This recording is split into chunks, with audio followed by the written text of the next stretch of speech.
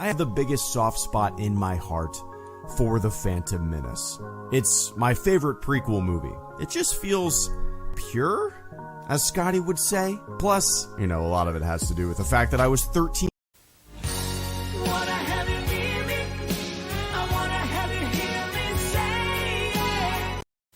Partying is cool.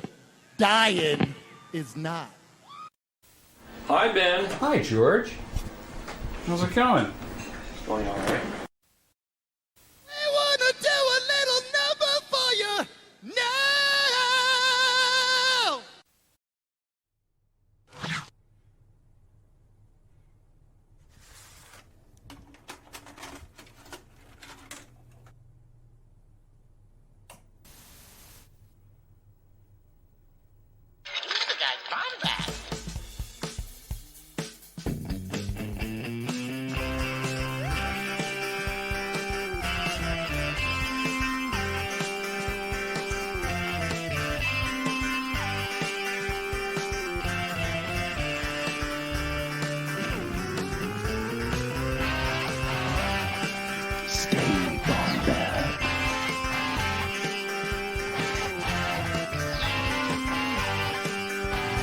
Welcome to the Bombadcast. What is going on, Bombad fam? It's me, your boy Scotty Jarrow, and I want to put some things in your memory, okay? Last week, Jerry and I were talking about the 100 things we love about Star Wars. And, typical Scott and Jerry fashion, it was a lot more talking than it was actually going through that list, but that's okay. But before we go into the other 50 things we love about Star Wars in our list today, we do have some things we got to go over at the top of the show. Remember, every Monday, my friend Jerry Cable has his own show. Yes, Hyperfocus. Jerry, unfortunately, did not have the opportunity to do Hyperfocus this Monday, but he will be returning on Monday of next week to be bringing back Hyperfocus, which pretty much is a show where you can talk about pretty much whatever, however, whenever, whatever you want with a guest. It's so great because it's what the guest wants to talk about. And Jerry just kind of works the conversation around it. And every now and then people can occasionally shut up and give up their own ideas as well. So that is Hyperfocus with Jerry Cable, my lady. We've also got Bombad Gaming with Scotty Jarrow. Last night, I played some Sonic the Hedgehog, which was a lot of fun. A lot of people in the chat really enjoyed that. And I'm thinking next week, guys, I'm thinking on Bombad Gaming, we might do some Mario 64, which is my favorite game of all time. And, the main show today, every Thursday, you get to watch the Bombadcast. And if you really want to, you could buy some Bombadcast merch, just like you see on us right now.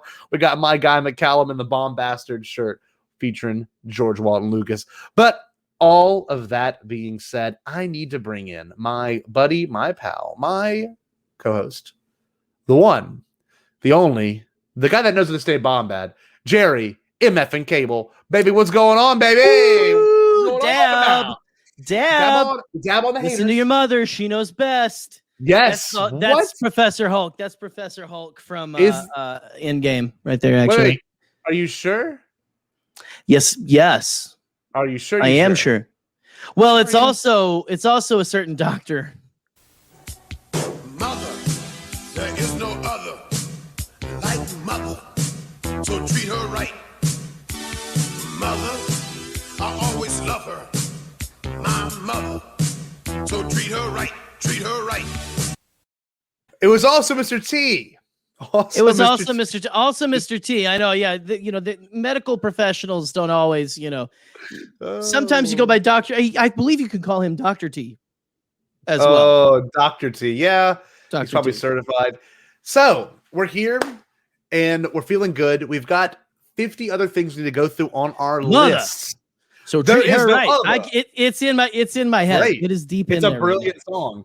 And, Chris, I might turn you on to this song too. Did you know there was a Splash Mountain rap? What?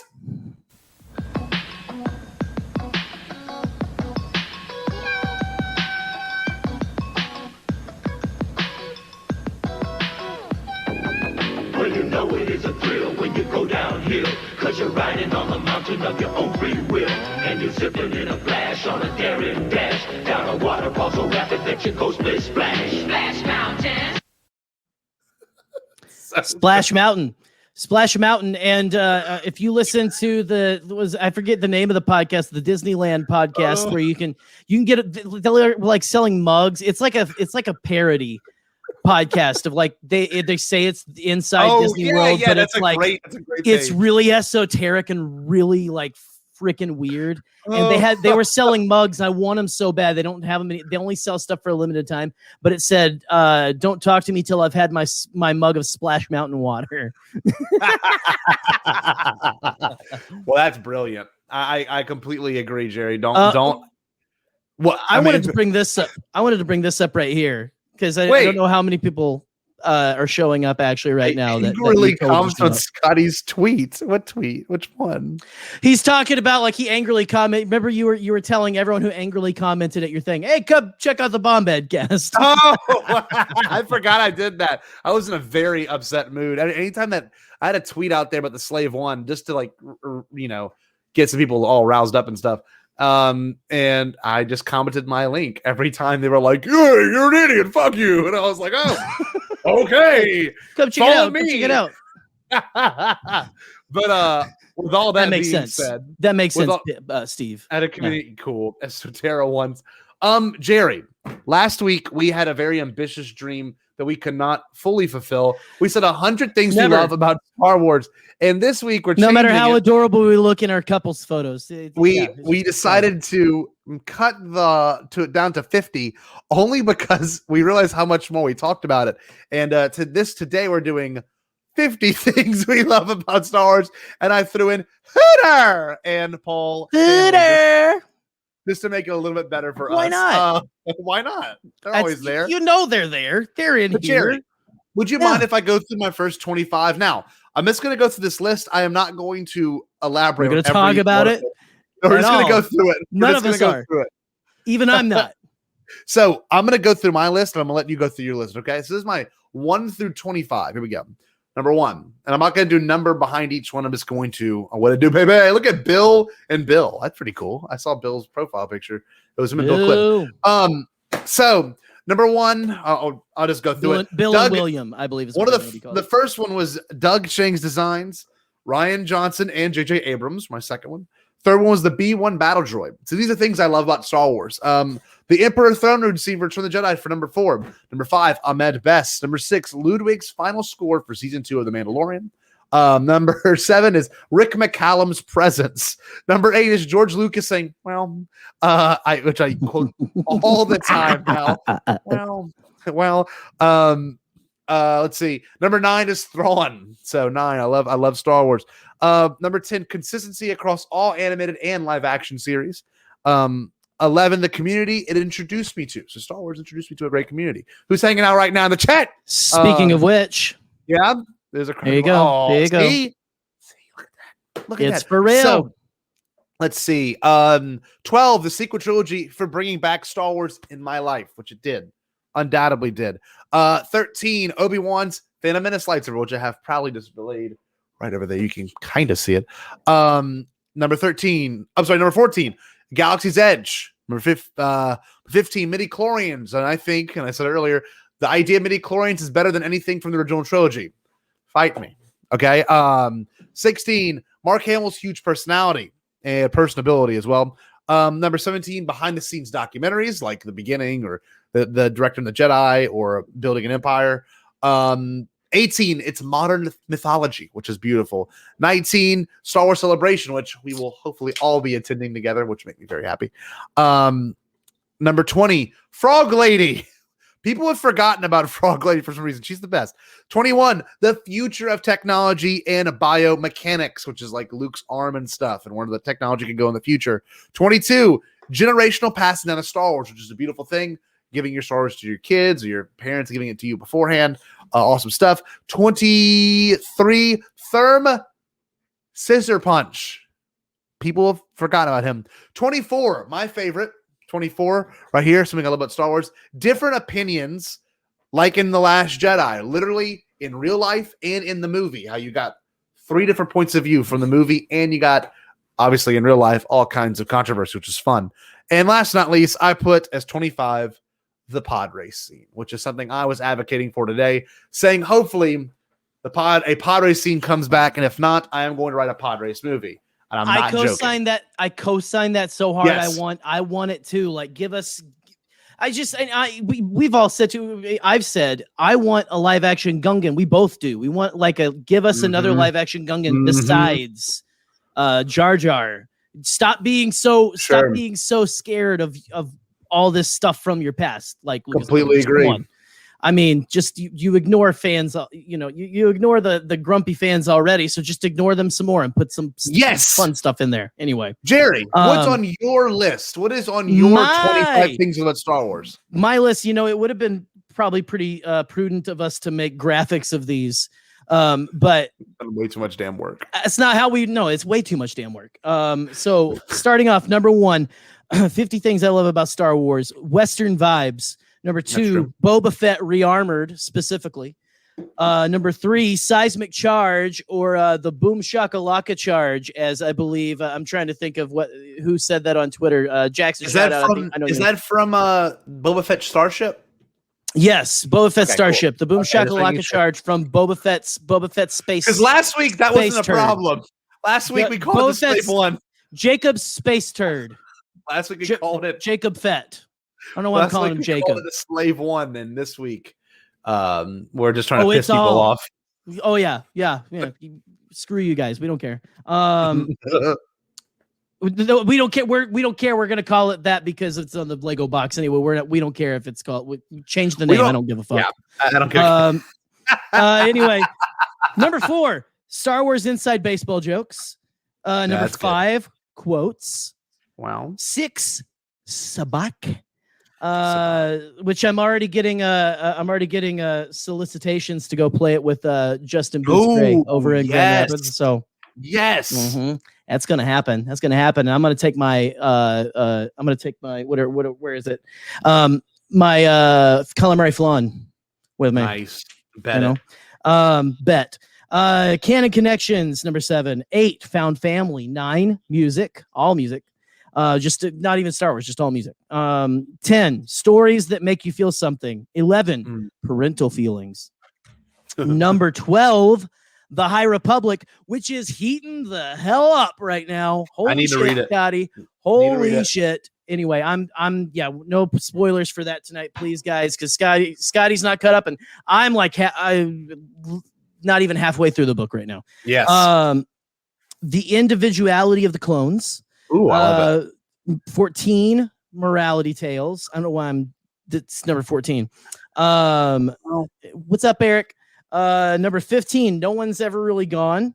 Number 16, what the Jedi are truly supposed to be. Number 17, the bad bitch. The bad batch, not the bad bitch, but also I like some bad bitches. That's awesome. 18, Omega. Number 19, Rey. Number 20, Din and Grogu. That's a combination. It's a combo. Number 21, the comics. Number 22, Skywalker, A Family at War by Kristen Nice. Golder. I need to read that. Check it out. 23, I Love to Hate Palpatine. 24, Order 66 from Multiple Angles. I actually do like. It's nice to see. Cool. It's beautiful. And number 25, Luke versus Ben on Crate. So that was very eclectic. We ended the discussion on that one. That was a good one. That was a good. That 25 was brilliant. So what we're gonna do is like we did last time. Essentially, I'm gonna give mine. We'll talk about it for a second. Then Jerry will give his. Some of these are a lot more serious than others. And a lot of these are a lot more funnier than others. So it's just random 50 things we loved about Star Wars, guys. It's and literally stream of consciousness. Post your lists. Give us your stuff in the chat and post it on Twitter too. Post the 50 things you love about Star Wars. Heck yeah. Make 50 tweets. I don't know. I don't care. This is great. I agree. Oh, I'm sorry. No, this Bupenheim's comment. This chat is crawling with all. It really is. This is pretty badass. I'm enjoying this. This is an awesome chat, guys. This is an awesome group. We got an awesome group of folks here. All you guys. We love you. We really do. So go on, baby. 26. One of my favorite things about Star Wars is people that cosplay as stormtroopers, because nothing feels more realistic or surreal when, let's say, you're at Mardi Gras. I was literally the first time I saw a stormtrooper, I think I was like 7 or 8 at Mardi Gras in Baton Rouge, and literally I'm looking and I see a literal stormtrooper walking around with Mardi Gras beads. I'm like, what? Oh, this is the coolest thing in the world. Did he earn them? I don't they know. earn them? I don't know. They may have, but I can tell you this much, Jerry. Seeing a stormtrooper in real life for the first time is so surreal. Do you have any stories about that? Did you ever have that happen? Well, I mean, I can't remember the first time I saw like someone dressed as a stormtrooper. It was I can't remember if it was before, like when I was really young. Yeah. Because you know, a lot of people, you know, I lived in Northeast Arkansas. Yeah. We were close to like the metropolis of Memphis. But you know, I don't remember seeing much until like we went to like Disney World when Disney started doing Star Wars weekends. Ask Tori Fox about Star Wars weekends. Oh, she's a pro. She's a pro. Oh, dude, and I was all about the Star Wars weekends too, man. But just I don't know, the first time you see like someone dressed as that, you're a little like, is that what it looks like in real life? Like, yes. It looks so floppy for some reason, but also it's like it looks so amazing and stuff too. Because I mean, it's obviously that armor does nothing.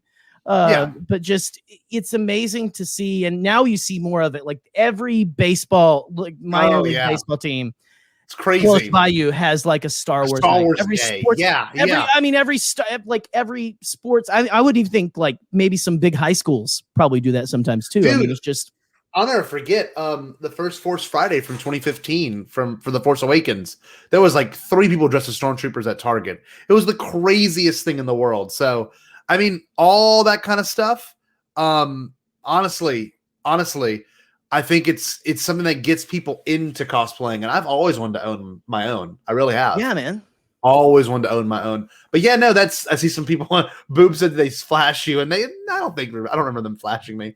Alex, what's going on, bud? Thank you for joining last night. I blasted you last night, man. Patrick, he said I got cuffed by a stormtrooper once. That's pretty wild, actually. That is pretty great.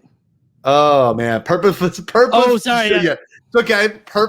Purposefulness. I can't even say that. Purposeless plastoid armor. Purposeless plastoid. That's a hard one. I need some more gym and Coke. So, Jerry, what is your number 26, my friend? My number 26 here. So I don't go into a dissertation on the second Thrawn book and stuff, where you know they're trying to make the lightsaber proof armor and shit. Yes, that never pans out apparently. Anyway, yeah. I mean, it's just it is what it is.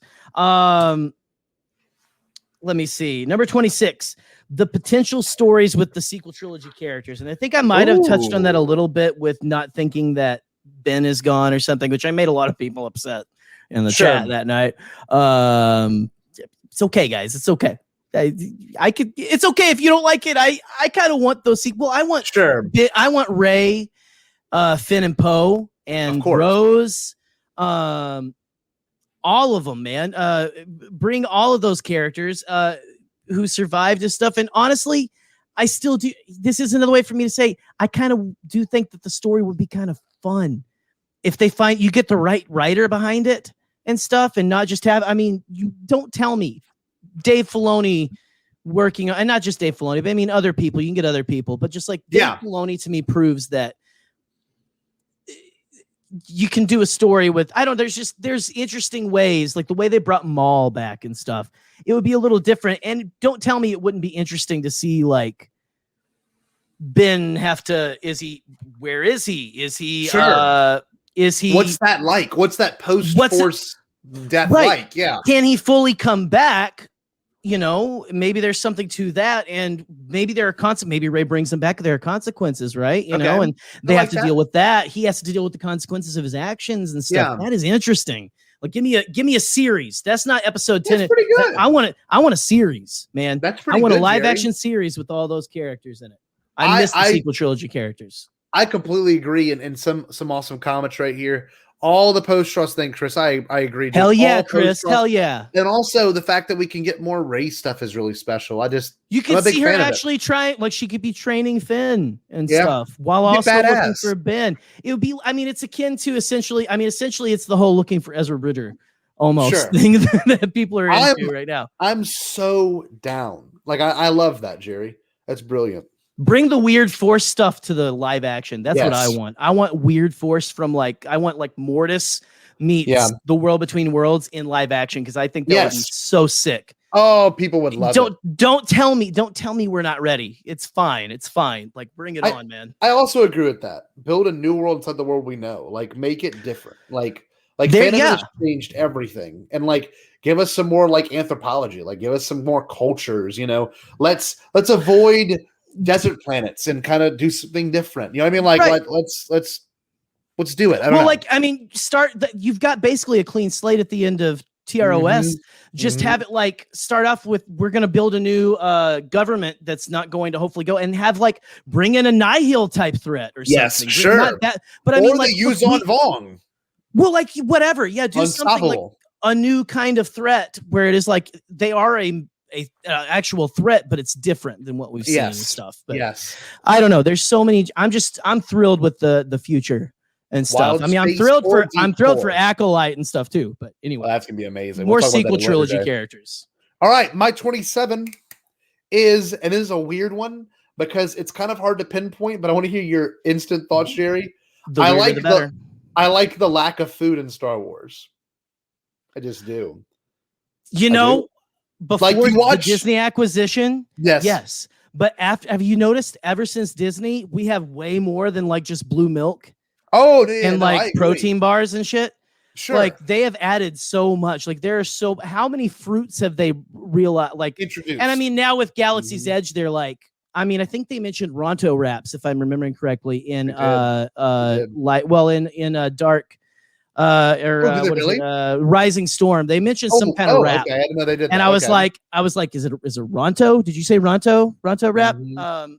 Which I'm like, I don't know how I feel about you eating one of my favorite, They're beasts of good. burden in Star Wars, They're but good. I've had one. They're really damn I would. good. Well, I'm sure they're delicious, but I don't know. They look. But I when just it want to comes to ride Star one. Wars, it's not like a scene, what we have in Lord of the Rings, Return of the King, where old boy's like eating that. Remember that scene where I Limbus forgot- bread. What do you do? Like, what do you? No, Can you no, do no. that one more time? Oh, I'm gonna pull the comments. You know up. that. Do it one more Okay, time. everyone. Do what you Let were me doing. talk. Everyone knows the scene I'm talking about. When you watch Return of the King, I'm pretty sure, and I forget the guy that's eating the food. Hold on. Hey Google, Denethor? who eats the food in Return of the King? Are you talking about when Denethor is just like ravenously eating while Yes, Mary yes, is singing yes, the song? And his Yes. sons are dying. Yes. I hate that. Yeah, shit. the dude eats cherry Oh. tomatoes. The cherry tomatoes Oh. freaking bleed. He's Like, what the hell, man? I'm so, and he's I know like, this would be a Star. I know Jabba eats the frog and spits his head out. Like, I know there's some things like that, but thank God there hasn't been a gross eating scene in Star Wars. I'm They've very added a I'm lot of very really thankful. delicious sounding foods. Yes, Honestly, they've yes. added a lot of delicious sounding foods. But I'm thankful for that. Jerry, what's your 27? Honestly, my 27, I kind of fired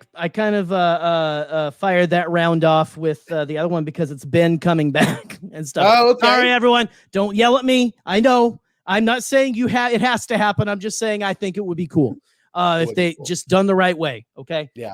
I have faith. Anyway, so I'm gonna go on to my 28 if that's okay. Okay, sure. You'll like this, and it's probably on your list. I think you might have actually talked about it already. Did you say Luke and the Mandalorian? Hold on. Yet? You just got tricked. You just No, got tricked. I talked about the ending. There was the horny pair scene, yes. Sorry, The Alex. horny pair scene. I know I've let most of you down.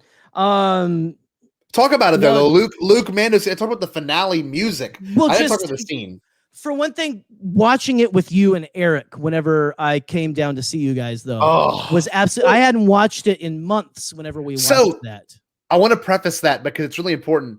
Eric and I had a big discussion on the way home from picking up Jerry. Like, was the Mando season finale good as it was in terms of being a good episode? Because of Luke showing up, so automatically makes it amazing. But was it still good? Does it still hold up? And me, Jerry, and Eric watched it one night, and we were like, "Yep." I mean, It the whole definitely thing is still holds up. It's good. It's got my favorite interaction with like Boba Fett and who knew that? I mean, we would ever get a scene with Boba Fett and Bo-Katan Kryze in freaking live action. Are you it's kidding so me? That good. whole It's so episode is good. incredible. The whole I've heard your voice a thousand times. Mine might be the last you'll ever hear. Is It's still so my good. favorite It's my favorite Boba Fett line. You cannot So top good. it. But It really is so I mean, special. just Luke actually showing up is a powerful moment. I think you take that out, it's still a great episode, honestly. I still think it's a great episode. And honestly, you didn't need Luke to show up, but at the same time, I think that it makes sense for that time in the galaxy. It's Luke, like we were talking about, it's Luke believing his legend and stuff, or like just he's being the legend of Luke Skywalker at that point. I was going to say that he's at that legendary moment. I was Brian of Pink Milk, by the way, who is going to be on. He's my guest on Monday. He's got a lot of interesting thoughts about Din, and if you watched, go check out Podcast of the Wills. He was on last weekend. He's got some thoughts about Luke taking Grogu from Din. It's interesting. Watch this. Okay, it's an interesting perspective, man. Because I mean, he's got a perspective of adopting like foster kids and stuff, right? Sure. And so it very well affected him in a different way than it affected a lot of people and stuff. And so it's interesting. Well, and you know what? I real quick want to say this too. Mike had a great comment. The Darksaber battle, like I forgot about that, and I'm watching it happen. The heel kick, the heel kick with the spear. Are you kidding me? Good. That's incredible. And also, the finale does something that people often overlook too. It's very the fact that it hypes up, what's going to happen in season 3 because Bo-Katan. Listen to me, Jerry. I'm talking to you. Damn it. I'm sorry. I'm talking to the people. Bo-Katan, does not have the Darksaber, and her whole goal of that whole mission was to get the Darksaber, right? So I think it's important to acknowledge that there is already an established season conflict. 3. Yes, there's already an established conflict. It's wild. It is awesome. Sorry, I love Din Djarin's Beskar donkey kick is the best way to describe that in the world. I love you, Jared. I freaking love you. Oh, look, that's true. Human tornado. What do you not have complex? What do any of us not have complex feelings on? I mean, come on. We're only humans. Yeah, no, Nick, I agree. You got to. Maybe even maybe we can all watch it. Me, Pete, Jerry, and Nick have a private group text where it's just all day messaging. So just know that. Yeah. It's constant. Oh, Jerry, can I do my 28? If that's okay. Go for it, buddy. That's okay with me. My 28 is fantastic. I think if Bill Shee's in here, he'll be very happy. I'm just so thankful that we lived in a time where Samuel L. Jackson was a Jedi. How cool is that? Samuel L. Jackson's the best. Like, are you kidding me? And you know what's awesome? Do yourselves a favor. If you're not on your phone, I need you to go to your Instagram right now and follow Samuel L. Jackson. All he does is post selfies of himself wearing different franchise shirts that people have designed for him. So it's him bad MFer. Can we just send him I would love to send him a shirt. Bombadcast shirt and him in between us? Yes, that's what we'd have to do. He always wears shirts that has him on it. It's the most incredible thing in the world. So definitely go. And also that, him and George, there must have been some sort of respect there. And Samuel L. Jackson. Well, it's Sam Jackson. And yes. He's like, I want to see myself down there. Yes. What's funny is on my Alexa, I have the Samuel thing. So, hey, Samuel. She's not going to do it in here. Let's not do it. You can have Samuel Jackson. Samuel Jackson recorded lines. No way. You can have him say it, and you can have a family friendly and a non-family friendly, so you can have all the MFers you want. I did not. You can have him roast you through your Alexa. It's amazing. I have an Alexa. I need to hook it up. What's funny is we kept saying Samuel for some reason when my parents were here, and the Alexa in that room in there would Samuel Jackson would start talking very quietly, and we'd be like. And I was like, Samuel, no, not right now. Not right now. We don't need any of that right now. So, yeah, dude, I don't know what else to be said, but he was one of the best parts of the prequels. He really was. That's gotta be an incredible moment. What a great character. Mace Windu being the Jedi that was very much at fault for a lot of the things, very dogmatic. And I love that character. And I love the fact that Sam Jackson got to play him in several different things, not just the movies. He played him and sometimes he was in animation as well. George was probably scared.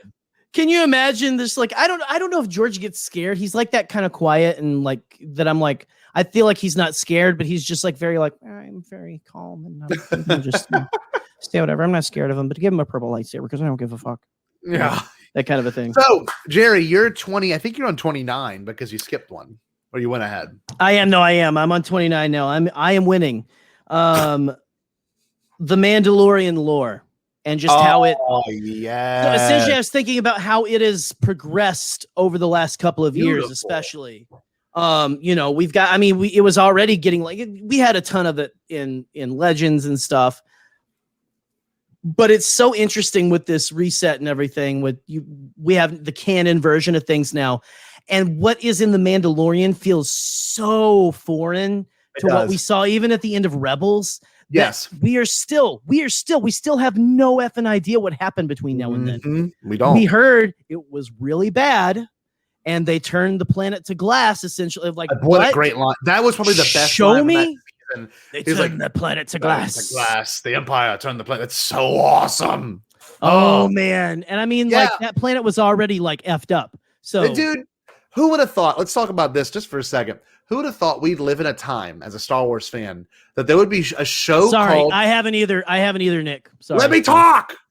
Listen to me when I speak to you. Listen to me when I speak to you, Gerald. I said we're in a time now where I'm over here now. We live in a time where the Mandalorian is common vernacular. The word Mandalorian is used at a very normal level in Star Wars, where that was a super nerdy thing to talk about back in the day. Where Mandalorians was Boba Fett a Mandalorian, was Jango Fett a Mandalorian. That was a huge thing. But now literally we've got videos of, and I'll even pull it up, Gene Simmons saying the Mandalorian. It's just play this. I am hooked. Binge watching The Mandalorian. Oh my God. Easy with that. Unbelievable. It's on Disney. Check it out for yourself. I actually think it's better than the Star Wars movies. Just great. He sounds unbelievable. It sounds like my uncle or something, or my dad. It's great. It's on Disney. Check it out. Disney cable. It sounds like one of my old professors from Bible college. Honestly, check it out. Check it out. Those of you, I don't know if Seth's in the chat, but it reminds me of Art Smith. That's all I'll say. Just check it out. Check it out. It's on Disney Plus. You know it's crazy? I'm hooked. Gene is so I don't know. I love those random noises too. He's so the Mandalorian is a common thing now. It's a common thing, which is wild. Oh God, I love that that's something that the world is aware of. But Jerry, anything else on that? It's on the Disney. No, I'm excited for what's to come, but just the fact that it is so much more interesting. Not that it wasn't interesting before, but now it's even more interesting with how did we get to this point? What's going on? There's still so much to be revealed. Regardless of whatever we think, there's so much still to happen. Yes. So I'm so excited for that. All right, buddy. What is your? I'm on 29. 29? Yes. Yeah. My 29, is the tragedy of Anakin Skywalker. How well done is that? It's literally perfect. The idea of a fallen angel, someone that had been found, and all of a sudden he was raised to the top, and he was you're so important. And then his importance got to his head, and his love for others got to his head. It's just the tragedy of Anakin Skywalker. So it's felt throughout every movie now. It's just great. It's so well done. Thematically, it's like a Greek freaking prophecy. It's it's everything. Dude. It's just ancient. It's mythology. It's beautiful. It's beautiful. It's myth. It is Greek. Like you're saying, it's a Greek tragedy. I need to get you a copy of Kristen Baver's book, because holy crap, it gets the whole first section. I'm looking about it up. It's the whole first section is the father. Then you have it's all three trilogies from that Skywalker's perspective. Yes. It's a biography, and so it is. You were literally inside of his head, and she is breaking down the mental stability and the mental, like just the spiritual and mental health of Anakin Skywalker. It sounds kind of contrived and boring. Oh, it's incredible. It's incredible. You will absolutely, you will poodoo a brick, my friend. You will poodoo a brick.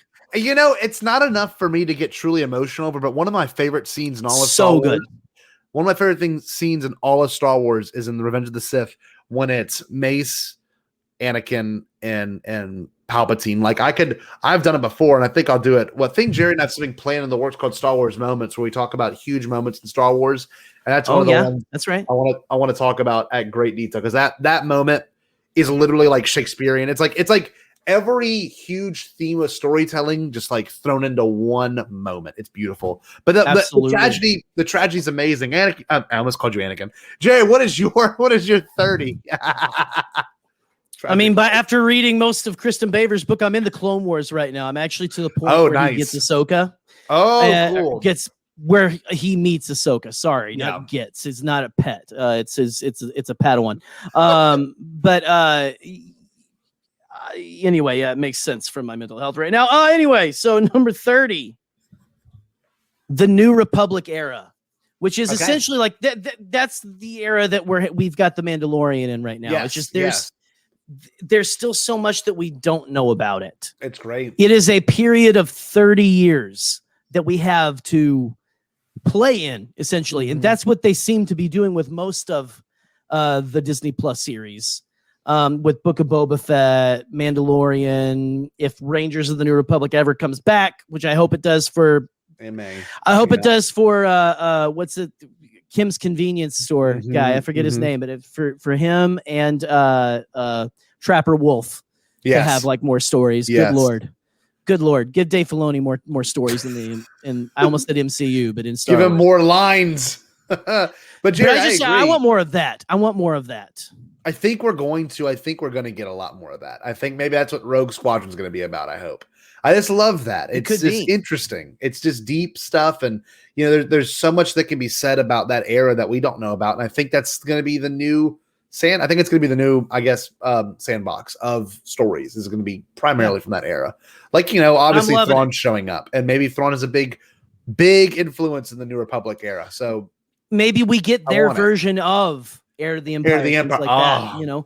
I still think that there is possibility for that, guys. Like, all the people who get upset, I'm like, calm down, man. They have some cool stuff in the works, okay? And not that they 100%. Have to rehash. You don't have to rehash everything for sure. No, but just like there's so much interesting stuff they can do with all the characters we have in that time period alone. Are you kidding me? Rearmored Boba's back and better than ever. And he killed Bib Fortuna. I can't wait. That is such a fun era to play in. This Christmas, man. I can't wait for this. Oh man, I can't wait for Book of Boba Fett. It's gonna be amazing. Oh, Jerry. Yeah, we got some. Let's see. Yeah, I agree. It's the world building could really build up to where Rey's on Jakku. Like, you know, like let's take it there, right? We need that. And because this is like several years after that Battle of Jakku, even and stuff, you know. Play around all in it. I want more sequel trilogy stuff, but I want more stuff leading up to it. Yes. Like give me that, because this is where the Clone Wars treatment of the sequel trilogy can happen. Is in between and even on the other side of and stuff, you know. So beautiful. Bring it on. My 30 is very simple, and it does not need any elaboration. It's Kazuto being clumsy. It's just I like that they have a clumsy character that's not Jar Jar. I am very appreciative of that. And every episode, Cass is like, whoa! Well, I mean, he literally, it's Jar Jar Binks in the Phantom Menace. It really is. Whoa. Like, it's brilliant. It's great. And I posted a tweet, by the way, just on Jar Jar. Remember, like the episode with him and C-3PO in the Clone Wars where they're Bombad Jedi. One. That's so funny. But more Kazuto. Yes. You know, let's bring him into live action as well. Make it weird. I mean, come on. Make it really weird. Jerry, what's your 31? All those series. My 31. Number 31 is Real World Politics and Parallels. The Bush administration with the scary prequels. politics. Woo. But the thing is, it's always been politics. Alien obviously is politics I mean, too. back to like Return of the Jedi. It was a statement of hippie George. George was a hippie. Yes. George was anti-war. Yes. Making Star Wars. That's the whole point of it is the Star Wars never needed to happen because the bad guys started them. Yes. Right? It was people fighting to end the Star Wars, right?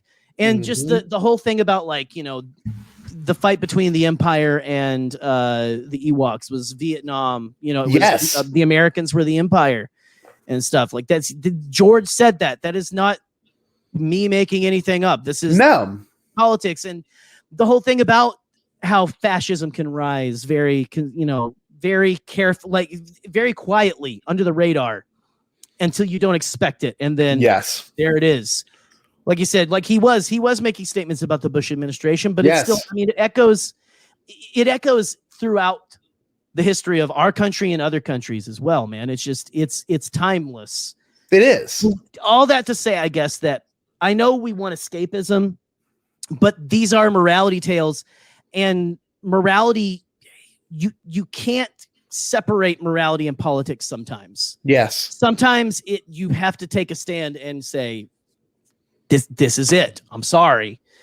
I have to take a stand on this thing. Which of course. Is such a Star Wars thing. It is. It really is. Such a Star Wars thing. That's Padme Amidala to a T. That is Leia Organa, man. That is those characters to a T. And then there's always been politics, right? Yes. The Phantom Menace, the Phantom Menace introduces the politics in Star Wars, like very upfront. Like, we're going to the Senate chambers. You're going to be watching political debates happen. Like, I love that. It's what we needed. It adds so much more lore. The sequel trilogy was so devoid of it because they were afraid of the that it almost felt. I feel like that hobbled it a bit. Because I'm agree. Like, we don't know the condition. This is like if the neo-Nazis literally like tried to storm Washington and took over. That is literally what the sequel trilogy is. Yes. We need a little more, JJ. I know you don't like it, buddy, but come on, man. I mean, just like it's okay. It's okay. We can still be interested. You just got to write it really snappy, like West Wing. Yes. Like Nick was saying there. Yes. But yeah. And also, William has a great remark. He's one of my students. He's going to be one of my future students. He says the inauguration of Chancellor Palpatine was huge, and it was a great moment. It's just him becoming ruler. It's all about politics. Well, and I mean, even we don't get to see that like specifically, but to see the part where he gets the emergency powers and he's like, I love democracy. Yep. Things like that. I mean, it's always been there. It always is. And I love the real world parallels because me too. It helps ground it. Science fiction and fantasy it's always been about that. So anyway. Always does. That's great, Jerry. My next one is all the 1138. Don't worry, Steve. Don't worry. I said my favorite one is all the, that's my 31, 1138 Easter eggs. The amount of times that number shows up in Star Wars is great. It's in the Phantom Menace a lot. It's in a New Hope a lot. It's just fun to see that number. It's all over the Clone Wars. Oh, it's all over the Clone Wars. And that's the kind of thing I really, really enjoy is like small Easter eggs, like references to George, right? It's awesome. It's fantastic. Absolutely. Oh, I love it. Yeah, Jerry, you're 32. My 32 creatures. / monsters, I guess. Okay. But a lot of the times we're like, oh, monsters, which they're just the animals that live in the Star Wars galaxy. They're not really monsters, but they are very monster-like to us because that's just kind of awesome. I don't know. I love it, but just like all the diversity and there's almost like periods of certain types of monsters. I don't know if you've noticed that, like some of the shows sometimes go through periods. Like I feel like Rebels, you had a lot of very abstract, kind of weird space creatures and stuff that flew through space. Like we had like a lot of like sea creatures that flew in space and stuff. You have a lot of like, it's all over all of the animated stuff, but even like you have in the Mandalorian, we have the big walrus. What the big walrus in the first season? Whatever that thing. That was amazing. A walrus gator type of thing was absolutely incredible. Oh, it was great. It killed poor whatever that comedian's name is. I forget Yes, that I it love did. so much. I love him. Crushed I hate him. that he actually absolutely got him. But Crate just Dragon. all of that. Great Dragon. Dude, the That was one Crate of the- Dragon. Can you believe that something like that is in? That was so It's brilliant. Zillow Beast like, but That was also amazing. just different in its own right. It's so good. The diversity and the the Rancor. If you're gonna go old school, I was obsessed when Attack of the Clones came out with the Acklay, the Reek, and the next. Really? I was No way. absolutely obsessed with No them because way. the 3 new characters, man. That was at the time. That was like those are like the Rancors. That's true, actually. Of that It's series. like the Rancor, the Sarlacc, and the maybe even the wow, my brain's blanking. The Dewback. Like it's like that. It's like they got their own feel to it. Well, I That's mean, like, badass. I wish we had gotten more like huge monsters, like from like the sequel trilogy too. But we got the snake that Ray healed, which was actually very amazing. What about the thing on Octo? The one thing in the background that's really far in the back. It's that it swims and it goes. Back down. And I know. I was watching Biomes the other day, and you see it was on there. Those things. Yes, you do. Yes. I love all that kind of stuff. I want more of that. We had the Thala Siren and things like that, but I mean, I want more like just make the more weird creatures. Let's do it. Let's go. I love it. It's that's great. It's essential. That is great, Jerry. I love that. Actually, it's brilliant. Great job. My 32 was one you did last week. It was with the clones having individualities. So I'm gonna go on to my 33, and I'm not kidding. This is before I clipped it out. I literally put as my 33 Gene Simmons watching The Mandalorian on Disney Cable.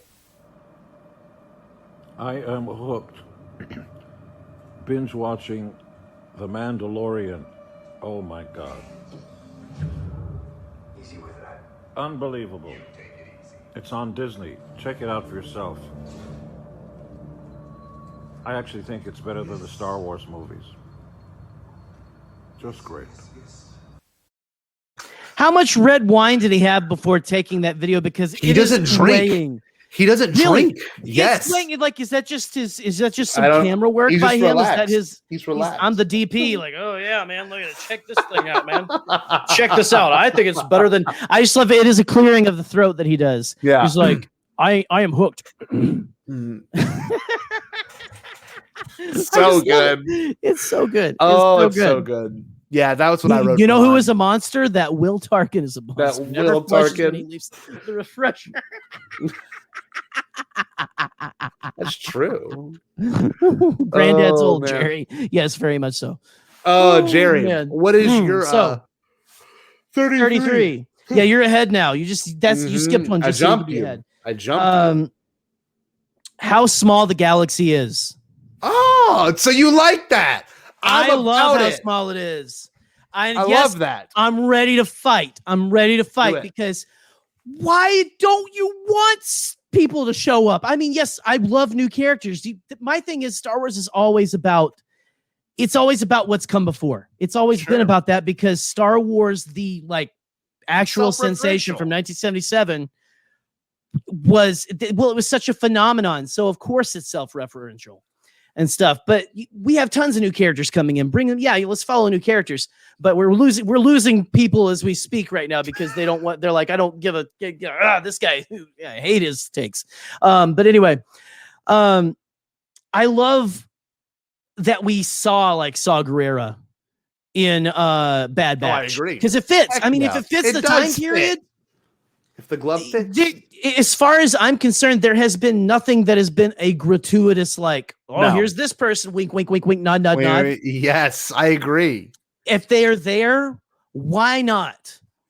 It's a fairy tale anyway. It is. I want to see how these characters interact, but let's also get new characters coming in, and it's a constant flow. Fennec Shand. But then let's see those new characters. Those new characters are going to be old characters. Fennec Shand is now the best a huge character. Great character. And it's like she's fighting. Spoilers, of course, all of us are probably up to date. She's fighting Cad Bane. Yes. And stuff. Give it to me. Give it to me. Why not? It makes sense. If it makes sense, do it. That's my soapbox for that. Yes. But if it makes sense to the time period, why not see Cad Bane fight Fennec Shand? Why not have Boba Fett come in there and Get in between to both of them. Which we may see tomorrow. We'll find out. Lordy. Look at We'll this. see. We will see. Eric Cotterman, you blowing him up. Man, look at that. Jerry looking very Thank you. pop-punk. Thank you. Yeah. Yeah, that's right. That's right. Wow. That's all. That's just But all I the time, also, baby. Chris, I'm in the same boat. It never bothered me. But if it's because I'm a fan and it services me. Yes, and it does literally what I want to Frankly. do. Oh my God. It's just that's what we're in this for. That's called Yeah. fandom, guys. I mean, Oh. anyway. Thank you. Yes. Well, it's like, and if it's not your thing, that's fine. I'm not saying that it's not everyone's cup of tea. I get it, but No. that's why we have check out the High Republic. Tons of new my characters God. who Great are new starting characters. to. By the way, in the new book, no spoilers, but they're starting to meet each other, and so small galaxy small galaxy syndrome is not. I mean, it's just all over. It's just all over. Yes. So Yes. And I also, agree. shout out to buckets of blood in all that. So Shout out to Gonzalez. Shout out to Donaldsonville. I can't stand Eric Cotterman. All right. love this. We are all well-serviced fans. Fans. Yes. My 34, which is something that I hold very near and dear to my heart. I'm looking at a bunch of them right now. Any Star Wars games from the year 1999 to 2008. That is just like little LucasArts Gaming was so on their stuff back in the day. Oh, like it was just literally Bounty Hunters, one of the greatest games of all time. And like a bunch of other games, like Super Bombad Racing, which we played last week on Bombad Gaming. What, like this, Disney would never be bold enough to put something like this out. They just wouldn't. It looks like the characters. It looks like the characters from the Brisk Tea ads. Yes, if they raced, honestly. Just do you remember when I was playing it the other night, and you can like unlock? You could be a bunch of shocks. You could be a bunch of literally Boba Fett in his starship. It's just incredible. It's just incredible. My father, when that was my family was up on your first night. Oh yeah, doing that, and my dad was loving it, man. I mean, it's just you really can't beat that era of gaming because it was just they were like, let's throw anything and everything at it. And literally there would be like I'm not kidding. I remember back in the day, there would be like 7 or 8 new games in a year, and like now. We're lucky if we get one we have been waiting for Lego Star Wars since 2019. They're like, it'll be here 2020. And here we are. We're going to get in 2022. I don't know if Connor's in the chat tonight, but they said, oh, what are you most excited for Lego's release later this year? And he goes, the release date. Yes, exactly.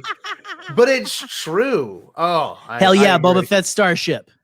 Oh, but with that being said, shout out to Coruscant. But yeah, I really do miss when the games were like a little bit more. I don't know why Is Eric just giving shout outs to random things? Oh, I was just saying, I love the fact that you know, we used to have these games that were so frequent, but now we don't. It's unfortunate. Let's get back to that one day. Jerry, what is your 35? 34. I remember 34. I'm on 34 now. The Slow Burn Rise of the Empire and Bad Batch. I'm just really digging it. That's wonderful. I love the slow burn feel of Bad Batch. Yes. I'm kind of loving it. Although last week was the first time I was like, that's it. I want a little more, please. She got back with them so quick. Like I thought I was going to pick her up. I was hoping for some more time with them as well. I wanted a little bit more of a chase, but I mean, we'll see what happens in like just a few short hours because I've had 2 things of caffeine. There's probably no way I'm going to bed. 6 hours, just about, right? Yeah, close to it. Right there, 3 a.m. 3 a.m. Eastern. Down skis. So I agree. That's a really good point too, Jerry. Scotty, what's your 30? Oh, go ahead. No. I can do my 35. 35. The most underappreciated thing in all of the prequels, and I'll say it right here, big screen. Okay, I also agree. It is definitely my favorite new animated show. My 35th favorite thing in Star Wars is the fact that we have a mystery plot in Attack of the Clones. It's great. We don't get that enough in Star Wars. I love mystery, and the fact that we have Obi-Wan just like cruising all around, looking like figuring stuff out. It's brilliant. It's brilliant. It's the B movie. It's like the Yes. B movie aspect. It's so corny. It's great. It's the It's Maltese great. Falcon. It Yes. is like, I mean, it is a 1950s. He even goes to the diner, the 50s diner. It's He's brilliant. got it's the whole thing is amazing. I love it. And I love like, it. I'm with you. Katie's favorite scene of Star Wars is there. Very noir. It is. It is. Katie's favorite scene of Star Wars is the amazing moment where Obi-Wan's talking to Lama Su, and he's like, "Yes, Master Sifo-Dyas." Like, Master Sifo-Dyas died 10 years ago, and he's like, "Oh, well, we've got a bunch of clones for you." It's like the craziest thing in the world. I love it. It's great mystery. We still don't have all the answers to it either. It's wonderful. It is wonderful. So Jerry, good. So good. what is your 35? 4. Wait. No, 35. You're right. The Rebellion. Oh, just in general? I love that. in general, I love the Rebellion against I the love Empire. the roots of it. The roots have been awesome to see. I'm a ride or die rebel. All the way. I mean, Empire has great toys. Yeah. But you can always steal the toys and use them to fight the Empire. Rebels all day, every day. Sure. Screw fascism. Boom. Yeah, there you go. I get it. Yeah. That's not bad. And you know, the cool thing about new canon, it's been kind of slowly explaining how it's come. Like, dude, that's the best part about Solo, I love right? it. You get to learn how it started Just with like- just Han getting the coaxium. It's great. We have it in great. Bad Batch. We have little moments Yes! of like, I mean, the way that the Martez sisters are now, which are your favorites, but I know like No, I after know. that episode, tell me you had to was a gain good a little episode. bit of respect for him because That was a good episode. they learned from Ahsoka. No, we are going to fight for the good. I mean, we're working with Rex and Ahsoka as far as I'm concerned. But anyway, I That's love good. that. I love that shit. My 36 is a little bit more of a personal one. I love the conversations I have with my fiance about Star Wars. It really means a lot to me. For someone that had not gone from seeing any Star Wars movies until seeing one whenever we started dating 6 years ago, that really just means so much to me that she's embraced it and that she'll joke about it. Like she's gone to 2 celebrations with me, right? Like, and she's wanted to go. That's love. That's love. That but is also, I'm so love. glad she was there because I love Katie. As Yes. not like you guys are like my brother and sister. I love you guys to no end. Oh my gosh, Yes. I love you both so much. You guys took me under your wing at Celebration, and But she I cannot embraces thank you enough. Yes, she does. It's like 100%. I can have an office in the house that we have, and it's just stacked with literally everything. And she doesn't limit it. Like, this is going to be going. I'm sure you saw this on Twitter. This is going to be going above my office door. Like, she is cool with Love this. that. Yeah. Unreal. So I'm thankful for that. I love that about Star Wars, that it's brought her and I closer together. So in that way. That's amazing. That's and amazing. yeah, I'm Jerry, happy for you. I love you. thank you. I love you too. You're welcome. What is your 36? My 36 smugglers. Oh, I just in general, there's a lot of and I mean just the kind of pilots. It's like even in the High Republic we have like Leox Jossi. Okay, I think okay. Geode and Affy. Geode, yeah. And Geode is my favorite smuggler. No, I mean, Han Solo, Lando Calrissian. I mean, just like, I guess you could technically kind of count. I mean, I guess he's a pirate, but that's kind of a smuggler. But Hondo, Hondo Anaka, as hold on, let me see. My favorite smuggler. I have a video of him. Can I show you my favorite smuggler, Jerry? Yeah, show me a favorite smuggler.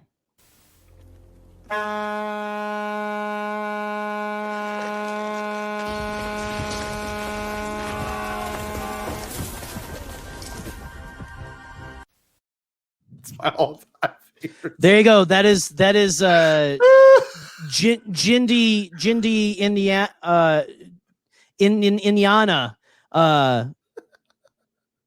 Jindy owns he's gonna be in Bad Batch, right?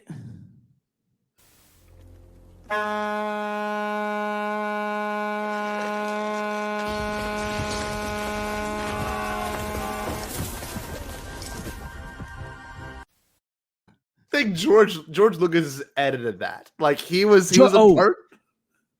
We talked about it before we even like went on. That feels like the Walker Texas Ranger lever from Conan.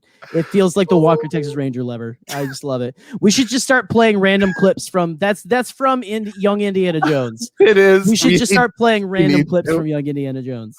It's just the fact that he like the smile at the end is so. It's my God. The size of his, is he playing a miniature I think saxophone? I think it's a soprano, not even a soprano sax.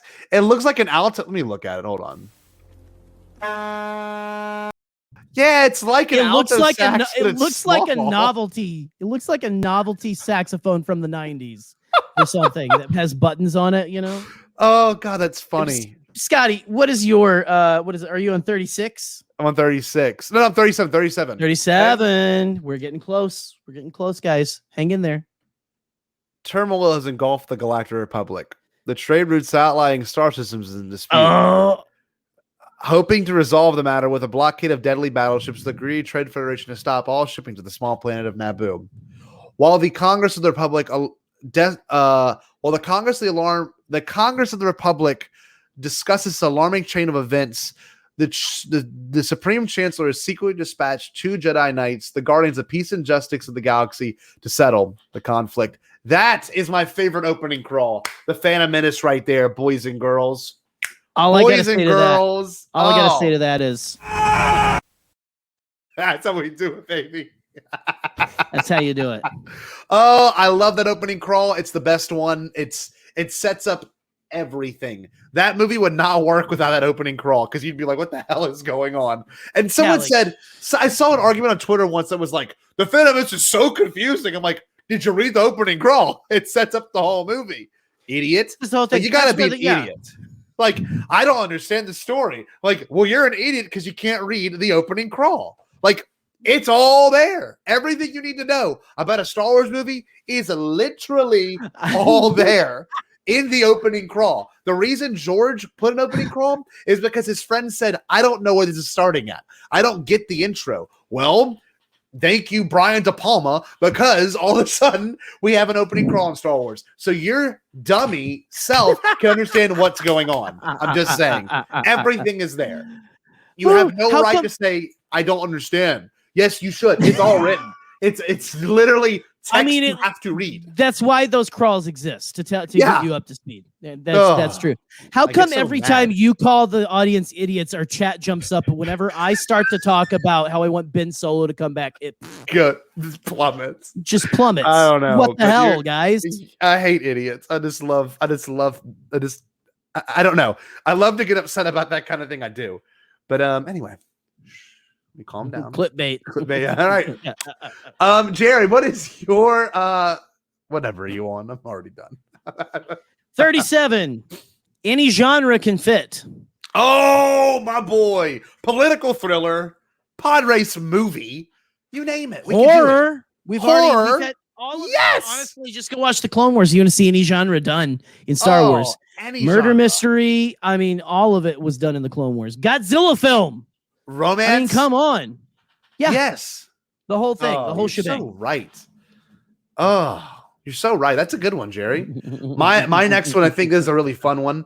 I think one of the best beginnings to a Star Wars movie is the beginning of Solo, where it has the text come up, but it's not what you expect, and the music, da-da-da, da-da-da, and then literally the coolest intro that I'll never forget watching, just because of how much it lit up the theater, was Han trying to hotwire the speeder, and like zoom, it flashed a light. Every time I see it, it like throws me off at how great it is, how well done it is. Boom, big old bright light in the theater. It just felt like a wave of light was hitting us. It was brilliant. It was brilliant. Absolutely incredible. Love the opening to that. It is so good. I love that they still kept it like it was familiar, because it was like a long time ago in a galaxy far, far away. Yes. Text. Yes. I love and that. then it was the just like setting up the story. It just sets it up perfectly. Hyperfuel is the most important thing. You got to be an idiot if you think the plot doesn't make sense. You just got to be stupid, because you can't read if that's the case. And I'm sorry if you can't read. Maybe you didn't get enough good. Maybe you should stop watching this and go read somewhere. Jerry, what's your 38? Hold on, I can't read. No, but 38. the fan community, which we talked about that earlier on. And stuff, we had talked about that earlier, and I think we had talked last week about how we kind of have that whole fan community and all that kind of thing. So I'm going to go ahead. Watching right now. 39 is similar. Content creation. Oh, Gerald, that's good. Why? Well, because I love doing this every week, right? Like, I love doing this. I love talking with the people. I love collaborating with other people who make stuff. Like, we got Nick and Pete in the chat, and I mean, whoever else. And we've got Jackson and Raven in the chat Jared, too. You know, we've got Jared. We've got a ton of people that make a lot of people who make content, and just, I mean, that goes along with the community aspect. Just, it feels like a little bit of a family, but it also is just, it's just a lot of. I love making stuff that people slightly like to, that the numbers go up and down. The numbers go up and down, so the jury's out. But like, we have a few select people who really enjoy listening to us babble on and on. And so I just love the whole thing. I love making stuff that people love. I love entertaining people. Honestly, I don't mean to plug this because things like this happen. Literally, Pete saw that Hello Greedo posted a video, and like, he hadn't posted a video in months. He's been busy. He's doing if I'm not mistaken, he's working in what's it called? Like emergency services. Like, he's going to be working for he's like ambulance certified. He's certified to like firemen and all that. So that's what he's doing. And literally out of nowhere. And Hello Greedo is not the one to give like crazy shout outs or anything. He's just not that kind of guy. And he barely, we've had him on before though. Yeah, we've had him on, but this was so freaking random. Pete sends me this link, and I'm not kidding. I was so blown away by how kind this was. But out of nowhere, watching this Hello Greedo video about the Phantom Menace, and he does this. I have the biggest soft spot in my heart for the Phantom Menace. It's my favorite prequel movie. It just feels pure, as Scotty would say. Plus, you know, a lot of it has to do with the fact that I was 13 years old when that movie came out. I have fond memories of seeing it. It's just wild. It's wild. What? I mean, that he posted like Bombadcast and all that shit is up there. Like, you know, like, absolutely so kind. Absolutely so kind. That dude, I was blown away too. He's got like 250,000 subs, and he did not have to reach out and do that. And you know what's crazy? That video is so against his old policy, because if you watch Hello Greedo's old videos from like 2010, 2011, it's him just saying how terrible the prequels are. But it's good that this community has now, and this plays into it, has now changed their tone on those movies. I'm pretty sure everyone in here loves the prequels. Yeah, it's just was it Joseph Scrimshaw calls themselves? You know, they call themselves reformed prequelists. Yes. Or I'm sorry. That's Knapsack. Knapsack calls. Knapsack. Yeah, but it works, man. Yeah. Oh, absolutely. We've had Knapsack on too, by the way. Just go check out our past stuff, guys. We're pretty big. We're pretty big deals. That's a good one, Jerry. My other one, this actually plays back into the opening crawl thing. So I thought this digging myself a hole, because I was saying how the opening crawl kind of sets you where you're supposed to be, right? But I've also loved that in this Disney era, if it's not a saga film, the lack of opening crawls. I've loved that. I've loved that.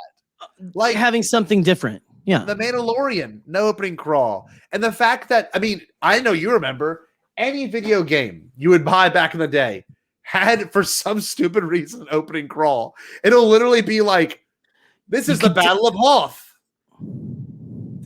That's it. Well, no, it's like, and it would have the name of the game, and it's like the Force Super Kick-Ass Buddies Volume 2. The galaxy is in kick-ass turmoil. You know, I mean, it's just I love. I would always be like, yeah, I'm with you. I think back in the day, no one could picture Star Wars IP without an opening crawl. Yes, and I love that they made the choice not to, because it is a little like, it's pointless. It is absolutely pointless. This is so funny. Yes. I remember this. Yes. A huge opening crawl. Literally 3 stanzas. Like, imagine the poor dude that worked at Lego, like, having to write a new opening crawl for the level you just played. You go from pod racing to going back to Naboo. And you're like, we have to write an opening crawl again. Good Lord. Good. Could you imagine? That'd be miserable. Oh, good point though, Jerry. Yeah, We're at the, and like Rogue One was the craziest when it didn't have it. I will say, dun-dun-dun, and it like cut Well, right it was to the that thing. cold open. Everyone Yeah. was like, open arms and stuff. Yeah, no, it doesn't need it. It doesn't need it if it's not a It saga doesn't. film. I'm sorry. Not It just anymore. do God, whatever. it's good. Any genre fits. Like we said, any genre fits. Oh, it's so good. Jerry, what is your I'm glad we're doing this. What is your 39? This is awesome. Well, I gave my 39. I'm on 40 now. 40. My 40. I'm ahead now. The Hero's Blade. Oh, okay. I So, like, love, and being so a- what like I an love is Arthurian. the concept that now Anakin Skywalker's lightsaber, which isn't even in the films until the last of the prequel films. Yes. Well, I mean, you know what I mean? Technically. Chronologically, Yes. chronologically, it's not in those films until the third one. But the way that they have turned it into an Arthurian legend in It's the so new cool. canon and stuff, I love it. I love that it is now the Hero's Blade. It's Yes. Excalibur, Yes. which is it's a little bit of real world. Oh, this is for the fans and stuff. And I love I love new stuff. Give me new stuff. But I love, because this is mythology. This is, that Arthurian legend meets Greek mythology, things like that. Sure. And I love, you could watch all the stuff that happens in the Clone Wars and stuff. And that is the lightsaber that Luke Skywalker fights Darth Vader on Cloud City with. So cool. Even in the comics, they're like, Luke's looking for the Hero's Blade and stuff. It's lost for a while there, and doesn't surface until Rey finds it. And then Rey, that Rey gets it, that it is broken.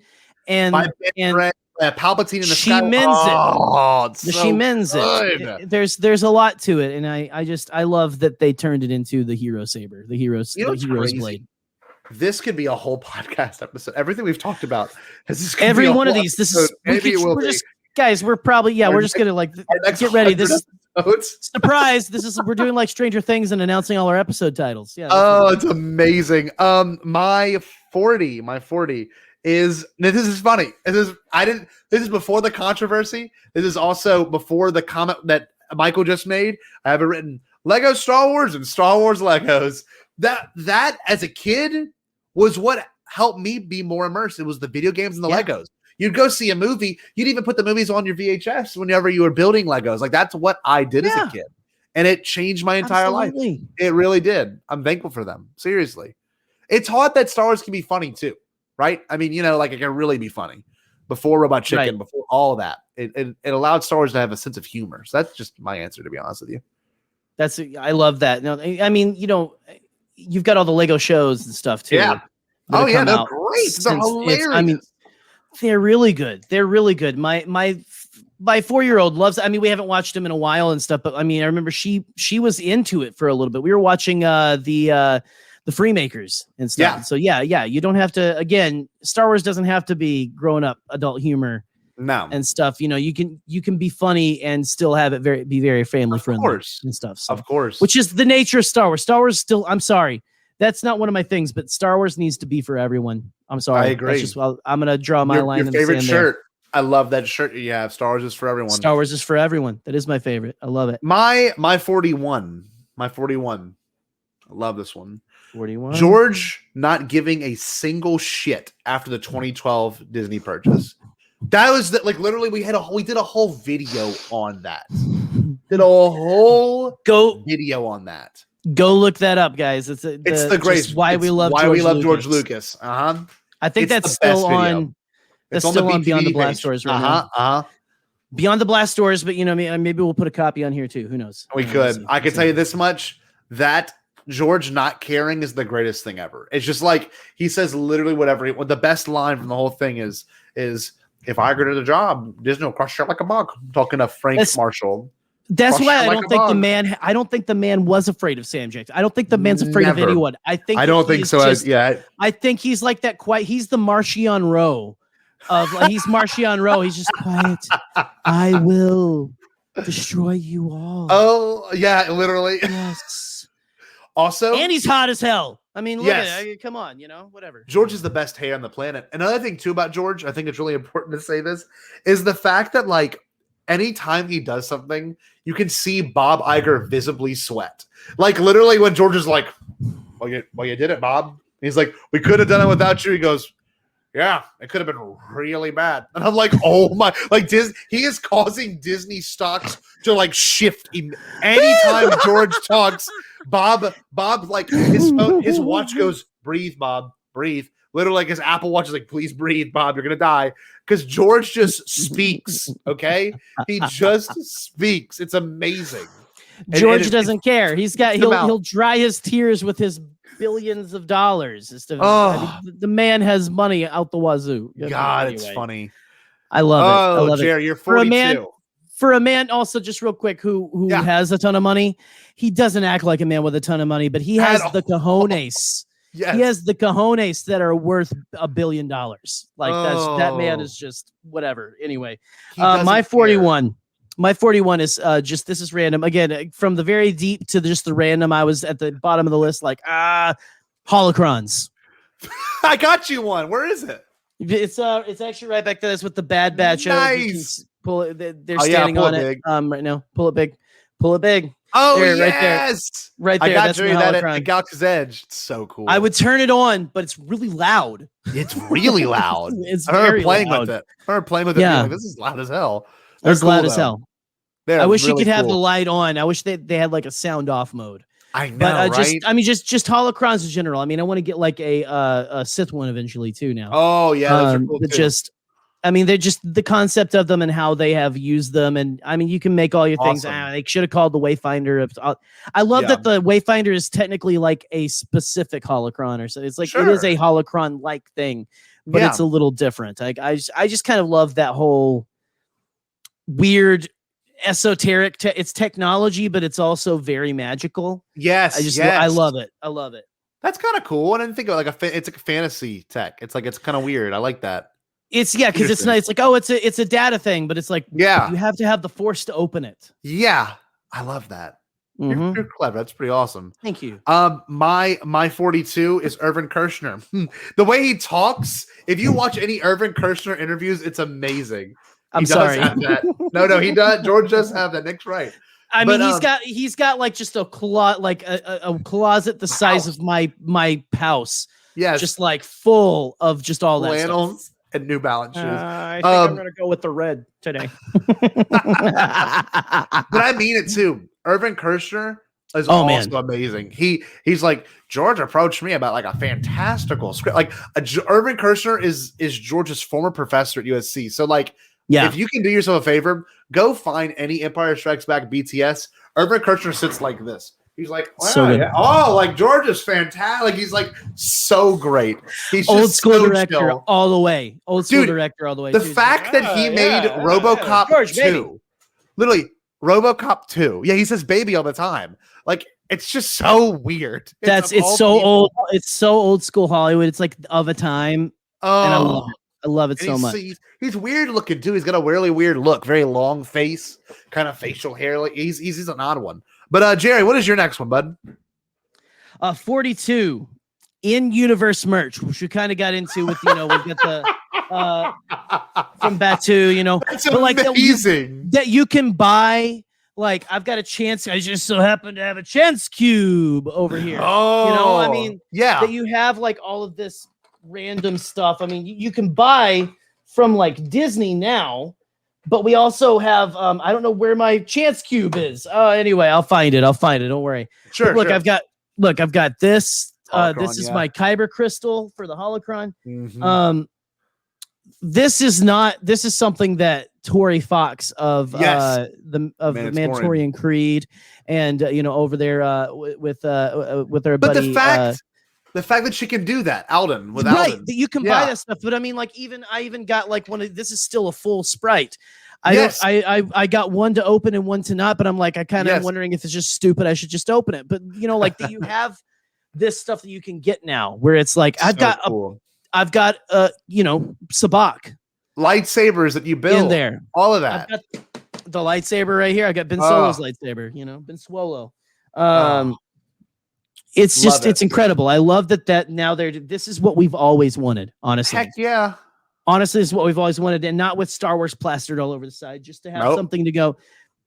I just know this is from Star Wars. Yeah, look at the helmet behind you. The helmet, Poe's helmet.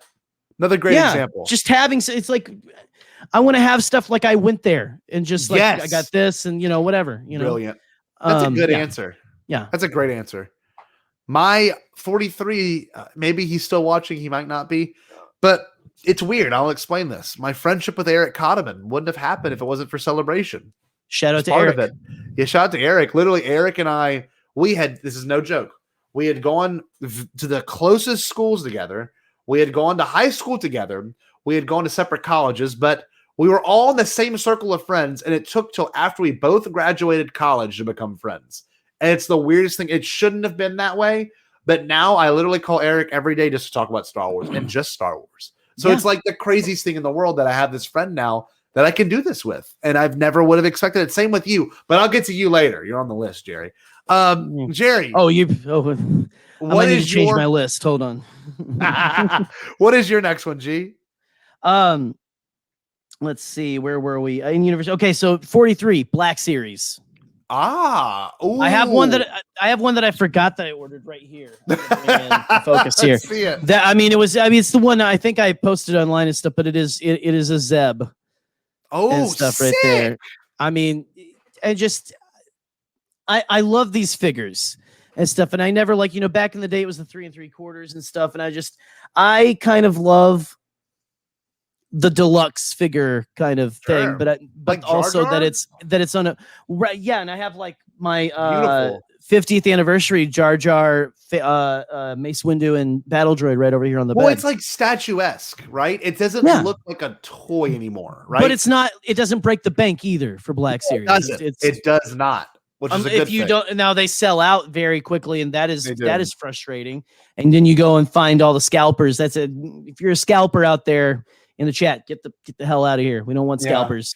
Yeah, sorry. But scalpers, I agree. They look so welcome. real. They look so real. It is pretty awesome. Probably one of the best models you can get. I love it. I love it all. So, my 44 is the Crate Dragon. I did not realize how much I actually have a piece of the original prop. I'll show it to y'all. I have the right. Yeah. I remember you finding that. Prop. Yep. This is literally from Mini Museum. It's the website it sells. Look, I ordered a bunch of stuff from school from them. But let's see. It's literally a small piece of the original Crate Dragon prop that someone had bought a huge chunk of it. Yeah, that's it right there in the $30. circle. $30. Yeah, it's that little thing in the circle. $30. I paid $30 for that. But it is 100% authentic. They have a certificate of authenticity. And the fact that the Mandalorian made that more of a reality is the coolest thing in the world. It really is. Absolutely. And the design of the Crate Dragon, let's see some more of it. Maybe Obi-Wan encounters one in his show. I mean, oh my gosh. Can I you would imagine? love that. Oh, so I want to go back and watch it. That entire first episode of Mandalorian is just it's a movie in and of itself. Like it really is. There's so much good stuff in it. Yep. What's your next one? Plus G? you've got Cobb Vanth. That's not my next one. Cobb Vanth is just incredible. Yes. Oh, such a babe. Let's see here. 44 was collecting. It's just I kind of got on a little bit of a thing. Just the fact that there is so much that you can, you've got that piece of the Crate Dragon, and everyone has their thing that they collect, but just to have that there is so much of a collecting, and check out Holo Chronicles for all your Star Wars collecting needs, content creation needs. Those guys, Josh and Andy, do a great job over there. They're some of the best at it. But they'll give you some good tips and all that kind of stuff too. But yeah, there's just a ton of good stuff. Collecting can literally be anything from wall art like this right here to literally, like you said, your obsession with the fact that you could buy in-universe stuff, right? I just had someone at work gave me this little tiny Boba Fett thing, and it's just just like random little things, There's just a lot of good stuff. There's a lot of cool stuff that you can get. So, I love that. Collecting. That's a brilliant answer. What's yours, my friend? My next one. This is a really interesting one. We've seen a lot of parental deaths or parental problems in Star Wars, but I love the lack of divorce. You don't see divorce in Star Wars. And I didn't mean to hit it on a hard note, but you don't. No, they don't talk about it. I mean, at least not to my knowledge. What about you? Do you? Well, you don't know what the I guess the laws of the. I mean, it would probably vary from planet to planet. And the only person we've seen, I'd imagine, was Han and Leia, and that's the only one we saw separation. That's about it. Yeah, and they never. I mean, but it was just you've got a lot of I mean, a lot of things go into all of that, right? Sure, of course. Yeah, it's just interesting. Yeah, it is interesting. They haven't used that's that interesting. as I haven't a really story. thought about that. No, they haven't used that as a storytelling trope yet, which they probably will one day, hopefully. So They might. Odd. I mean, just this is a universe that is huge. We want everyone to feel seen in it. It is a small galaxy, but that's what new characters can do. And so, maybe he'll have. But like you've got not directly, but you see separation. That's true. Yeah. But and what Boob said before. Oh, I think I said the wrong thing. There we go. Yeah, you could tell how much they loved it. It's still they were both stuck with it. And Absolutely. I don't know, Alex. I don't remember. Jerry, do you remember? There was the episode where they were fighting. There's a couple episodes where they were like, and she didn't want to have anything to do with Anakin or something. Yes, I think was that the ones. It's any episode with Rush Clovis. Yes. A lot of, a lot of stuff. He's the worst with Rush Clovis. Me and Rush Clovis, man, he's kind of a tool. But I kind of love how Anakin in that first episode, he is the pilot, pretends to be the Naboo pilot, and he pretends that the one right beside Padme is broken. Guess you'll have to sit over here. There's so much just funny little things in that kind of stuff. But I think that did happen. Go ahead, buddy. What's your next? Oh, my next one. I've already. Wait. Is it me? Your turn. Okay. Star Wars animation, number 45. Oh, good just answer. In general. All of it's been amazing these last couple of years. Well, and seeing the older stuff now, I never really got a chance to watch a lot of it. Droids and Ewoks and stuff. And my kid Ella mentioned watching Ewoks today. We just didn't have time by the time we got back to my place. Yeah. But it's Rebels, Clone Wars, even Resistance, man. I mean, it's all of it counts to me. All of it is pretty good. It's pretty darn good. Don't sleep on the animation. We've said that for years. That's another thing. Don't sleep on the animation. I mean, that's something that Sky Talkers even talks about too. That's one of their things. They love the Star Wars animation and stuff. I mean, a lot of people do. A lot of people, it's their favorite Star Wars. And so, I agree. Don't sleep on it. Don't sleep on it. Well, because my next one leads to that. We wouldn't have gotten The World Between Worlds if it wasn't for Star Wars animation. That was my biggest one. That was number 46 for me. The World Between Worlds is great. I cannot wait to see what they do with that. And I'm gonna leave it at that.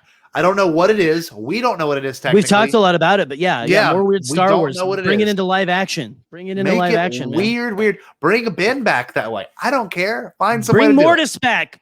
Just have Ahsoka and Ben and Anakin there, be the new people on. Could you imagine Mortis and stuff? Oh, my goodness. Anyway, I love it. It's amazing. So 46 or 47 for you, Jared? 46 for me, and we've talked about this all throughout because you've mentioned specific things about it. But I just put George Lucas's personality. It's just the best. Well, it's just we don't have to say wow. I don't know if you're about to play something or not, but there's the Rickmeister. Hi, Ben. Hi, George. How's it going? It's going all right. Locked out. Even I can't get past the security. It's Williams got a good thing here. Animation is great for younger audiences as well as older audiences. I agree. And to me, almost there's some parts that I think I would be careful showing some younger kids, but almost all of it. That's why it's so. I feel like it flows so freely. It does from the animation to the live action. It is all so for every age. It is and stuff. And so Anyway, very well done too. Thank you. Yeah. I thought you were doing. I didn't do it, but anyway. My favorite, and I'm not joking when I say this. My 47. There's something to it, and I want to kind of we'll do a whole episode on it. The CGI that Jabba has in the Phantom Menace is so good. It's so good. He looks younger. His eyes not drooping as much. It looks so good. I want to see more of that Jabba. That's all I'm going to say there. He's in A New Hope. You're now. Right, but that it's model garbage. Is but it's still garbage. The scene, Scotty. within itself, Jerry, you will never change my mind on this. It ruins. I mean, for me. this is the thing. We will go to our graves fighting. I will never agree with you on that. Ever. Scotty, Hello Greedo doesn't either. So I'm just saying that's okay. I don't need a big YouTuber to agree with me. I don't give a fuck. Listen, Scotty, you're a wonderful human being. What's your 47? Behind the scenes content. Oh, baby. Just Star Wars has the best. I think we've talked about this last week. You might have brought it up, but I think I did. Star Wars has that. This is all I'll say about it. Star Wars has the best behind the scenes content. This does. It's of any so franchise. Good. Literally go on YouTube. You can watch for a month. They've got Clone Wars. They've got Rebels. They've got all the saga films. They've got the non-saga films. They've got everything you can want on YouTube. It's the greatest. The beginnings on YouTube. Gotta watch it there. It's the best way.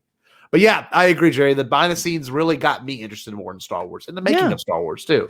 Even like the director and the Jedi and whatever the Rise of Skywalker documentary was. Yeah, what was that called? When JJ decided, okay, we'll do special features, whatever. Yes, yes. Because the Force Awakens, so like, good. Remember the Force Awakens came out, there was nothing, and then he did they did another release. With a 3D version. I was like, you got to be freaking kidding me, JJ. Come on, dude. Yeah, give it to me. Don't hold out on me. That kind of ties into my next statement too, Jerry. My 48 is I love how Lucasfilm employees are awesome on Twitter. Most of them are really awesome.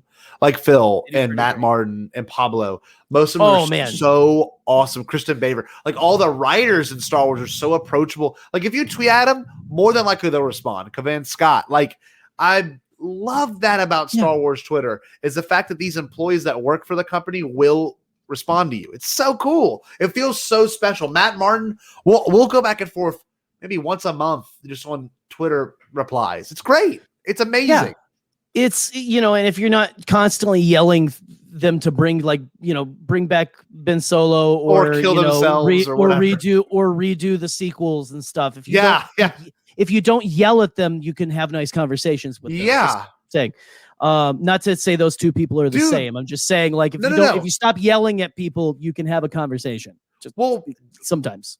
I reached out to David W. Collins that time after the Bad Batch's first episode. I'm like, there was some sound design that sounds like it's from Bounty. He's like, I pulled from that file. I'm like, that's answers I wanted, and I got them instantly. I knew I wasn't wrong. It was great. Well, yeah, God, it was good. Absolutely, man. Absolutely. Oh, Jerry, what is your 48, bud? My 48 is leaps ahead in filmmaking, and I put in parentheses if you're a Community fan, I put streets ahead. Which I don't know if that's something that Pierce says in Community. But yeah, just the leaps ahead in filmmaking for just about every. I mean, you have the volume that they created for The Mandalorian, just so they could make Star Wars television and make it like perfect, go anywhere essentially. Cheaply. Oh man, and not look cheap. No, and not look cheap at all. But just, I mean, the reason we have a lot of things, like the whole the rig that they used to make ships look like they're flying by. The Dykstra flex. The Dykstra flex. Mm-hmm. They what was it like? John Knoll made that in his garage. No. John Dykstra did. John Dykstra. John Dykstra. Sorry. Yeah. Dykstra. But no. John Knoll has one version. He made his own version. Yeah. But it's true though. I mean, it with Star Wars, like Kathleen Kennedy, she said in the gallery, said there's over 120 patents in Star Wars. So like George literally made he made digital editing. Like what I'm going to do to edit this later, he made the technology. They made the technology. They made Pixar computers. Like Photoshop, it's all that stuff, man. It's insane. Yes, Photoshop, right? Wild. Yeah. I mean, it's amazing how much these filmmakers and these guys who made the people who made these films have touched so much of all of our lives. If you're don't even know it. Creative, or even just even if you're not in a creative field, just like, I mean, Photoshop, things like that. I mean, just going to the movies right now, it is the way it is because of Star Wars. George, honestly. And the fact that George revamped digital, film projection, and he revamped sound design. He said, you have to get this. Most theaters are now digital because of George. Honestly. So true. God, it's great. Anyway, George is great. Jerry, can I do my 49? Yes, you may. this kind of goes into community. I get a chance to podcast with the thing I love with the people I love. I'm very thankful for that. And we're reaching out to someone who's in the chat tonight about joining a podcast with us next week. You'll know who you're going to get the message. Sizzle. The chat's gonna go crazy now. But who is it? Who are you messaging? They'll know immediately after this. But yeah, the fact that I get to talk about this with you on a public forum that my kids will one day watch, that my grandkids, hopefully, if YouTube doesn't go to hell. But like the fact that all this is there, we don't go to hell. It's amazing. It is amazing.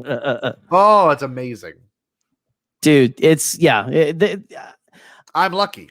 I can't. Lucky. We are both very lucky, and I've said that to you before. And again, I put the community and the content creation. Yes.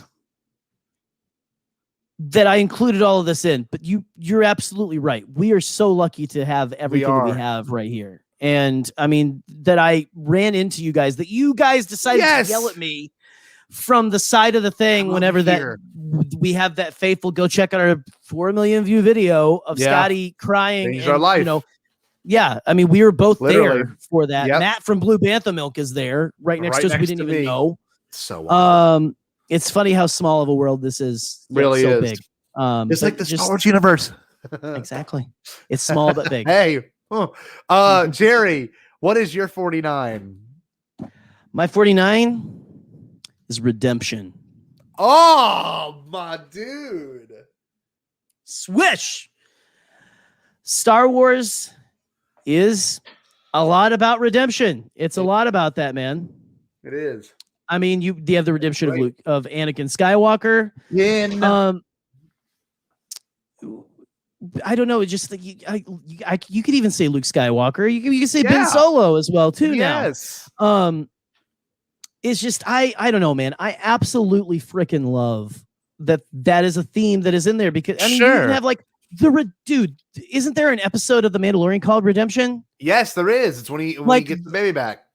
Din, like I mean that episode, like that whole thing where you're like, oh, he is just, you know, here's this guy who's a bad dude, but you know he meets this baby, and then like he's a dad now essentially, and there's just, oh man, so much to all of it. It's all throughout Star Wars. It's all throughout, and it's beautiful. It's always well done. Everything from Kanan to Ezra, and literally with what we have now with Cal Kestis, like redemptions have to happen. You know, that's the part of storytelling, but it's so awesome. Michael, thank you, Michael, love you, buddy. We love you tremendously. You're getting a message after this show, so I might just confirm who. I think you just dropped it. Yeah, Michael's. We're gonna have Michael on next week. We're gonna try to get Michael. He's gonna be surprised. If you want to come on, Michael, you want to come on next week? If you can, let's just do it now. Just right now. We'll just try right now. No, it's fine. It's fine, Scotty. Or the following week, whatever we need to do. Message me after this, Michael. We're going to be talking about Trioculus very soon. Right now, baby. We're going to be talking about Trioculus very soon. My 50th. Are you ready? 50. My 50th. Sorry. That's all I'd say. I was waiting. If you don't come on, you're an asshole. Screwed. No, but Michael, up to you. We'll talk to you about this after. Jerry, my 50th. And I'm not kidding when I say this, is having the chance to meet my best bud, Jerry Cable. That is what I love about Star Wars, man. And it's not just Star Wars that brought us together. It's life. It's things like that. Jerry and I, before we got on today's thing, we talked for about 40 minutes about what's going on in our lives. And that's part of this, right? Mainly my life, because my life's shit right now. But I'm just kidding. I'm joking. I'm joking. No, you can be honest. So, but it's important to say that though, because I got the chance to meet and become friends with you and love you, and we're buddies forever. It's incredible. It's so awesome. There's not a week that goes by. Well, there's not a week that goes by that I don't want to talk to Scotty. Exactly. I mean, Scotty is one of the people I think about whenever I have something, and I've got a lot going on in my life right now. Yes. Whenever I have something that I'm like, I need someone to talk to, Scotty's on the list. Not that he's like not the top, but like Scotty's like one of my people that I'm like, you're one of my people that I'm like, I have to talk to someone. Scotty is one of my good friends. I need to get this out to Scotty, you know, because we care about what's going on in each other's lives. And I can tell you, so I want to change my 50. I will say what my 50 is, and we can talk about it. but I want to change mine because I'm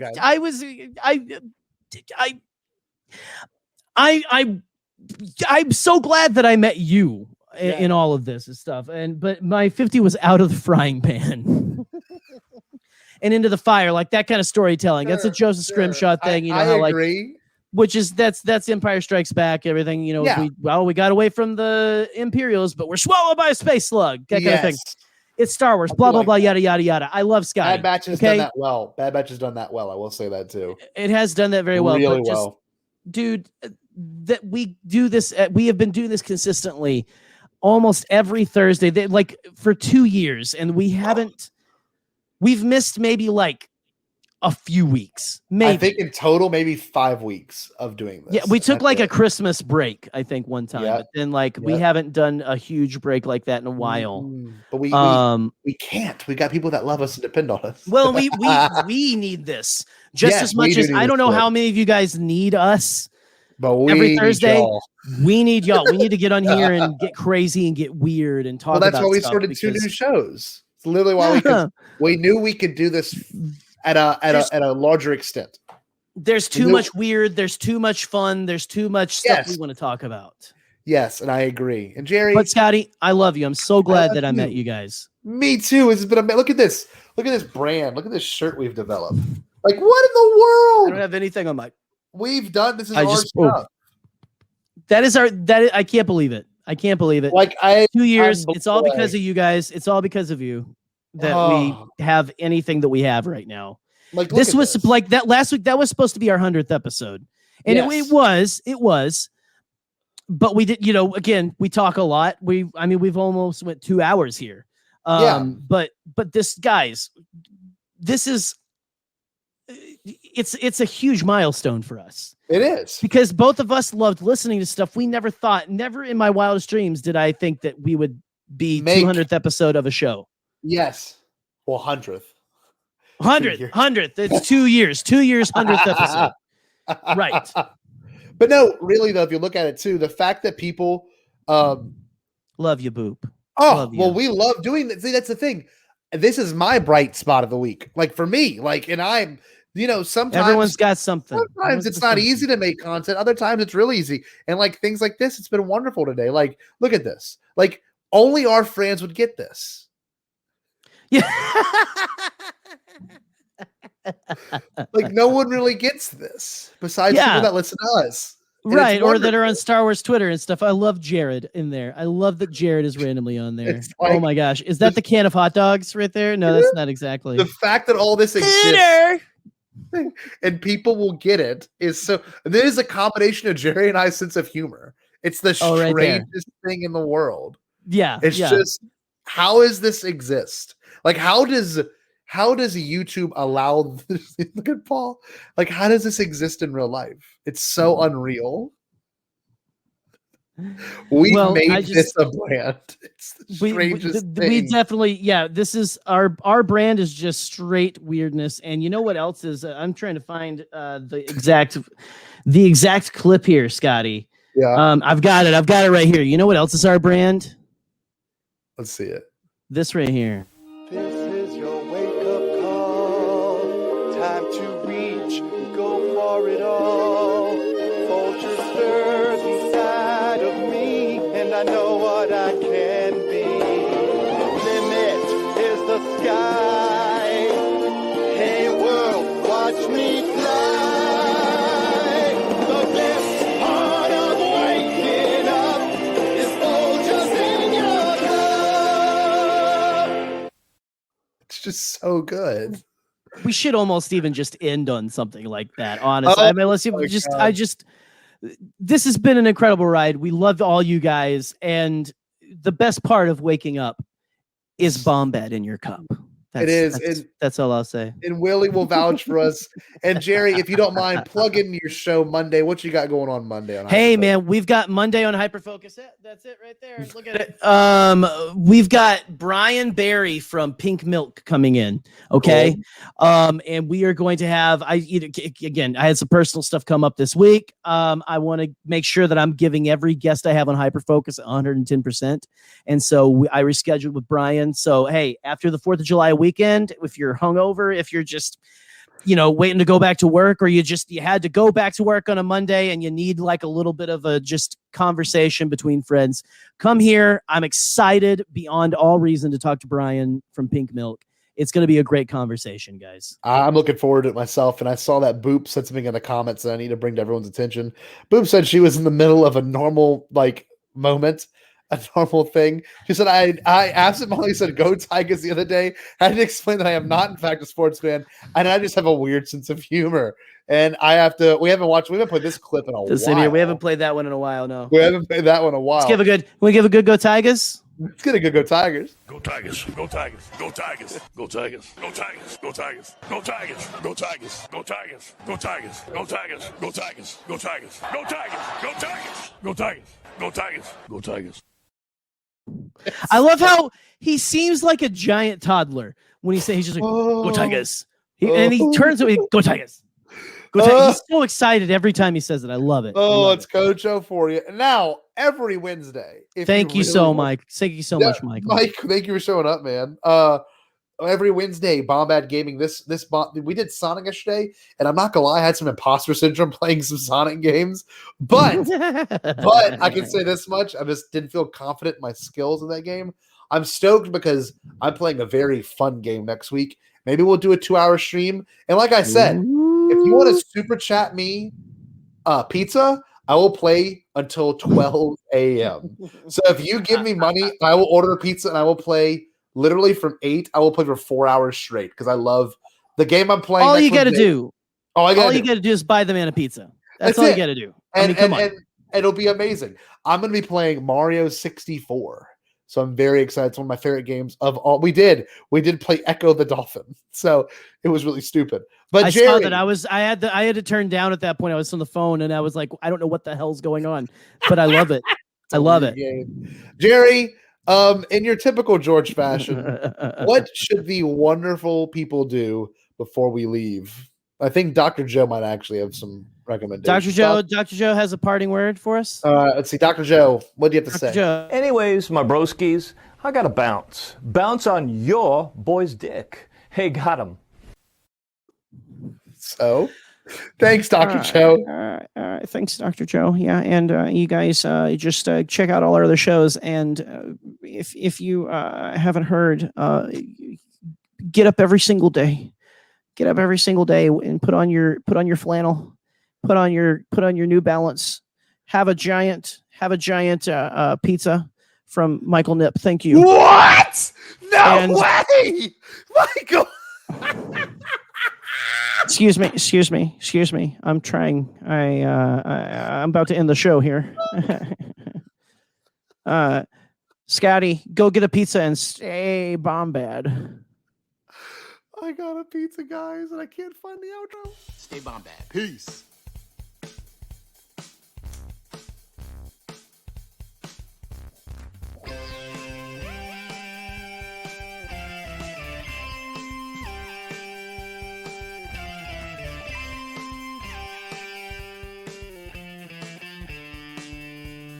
Well, it looks like I'll be streaming till 12 a.m. I'll try to get approval from the fiance on that one. But that might be the case. I'm not kidding. Pizza has been funded. Oh my God. Pizza all around.